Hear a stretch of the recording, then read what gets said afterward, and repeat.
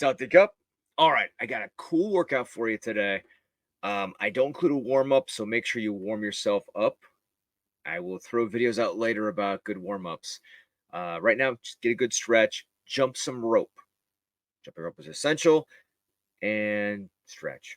I will throw some cool videos out about that. Uh, in today's workout, I'm throwing at you a second one this week just because I'm feeling generous. So I'm going to give you something. All right. So in today's workout, it's gonna be a cross. All right. These are single techniques. All the stuff you're gonna get from me right now are gonna be single techniques with calisthenics, and then later I will throw a chained or combination at you to increase your capacity as you go along with also more difficult calisthenics. And then later, I'm going to buy a pro some equipment. But for now, it's going to be cross. So on the cross, make sure that you are staying in alignment. Make sure you are punching straight down the center line. Okay, that's incredibly important. I get this question a lot. When do you turn your fist over? Right? Because I see a lot of guys who will lock their arm out like this. Right? They'll lock their arm out kind of like this, or they'll wait till it's all the way out and they'll lock it out. Um, Easy answer. This is how I teach it. You can do that. That's fine. Perfectly okay.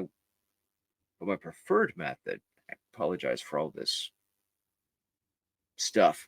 I'll get a better setup for you so that way you don't have all this blurry stuff.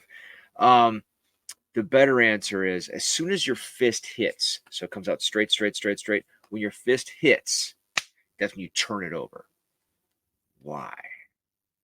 The easy answer is that during boxing matches and mixed martial arts matches and Muay Thai classes, when your fist hits and you turn it at impact, that's what cuts. Um, you often will see Arturo Gatti was famous for this, right? He would use the method, he would out, out, out, out, and then last second he would boom, turn it over, right? At impact. It turns the skin, it twists the skin and causes you to bust open. Why is that important? You can end the fight right there. Okay, you can end the fight on impact because if they can't stop the bleeding, you just won. Okay, so that's the reason why you turn on impact. Okay, on the rear teep is more aggressive. So when you're doing the rear teep, it's more of an attacking movement. So you're going to push the hips just a little bit harder, and you get a little more extension with it as well because the hips exploding forward into the rear teep. It's not merely a defensive tactic like the lead teep is. There are offensive ways to use lead teep, but we'll cover that later.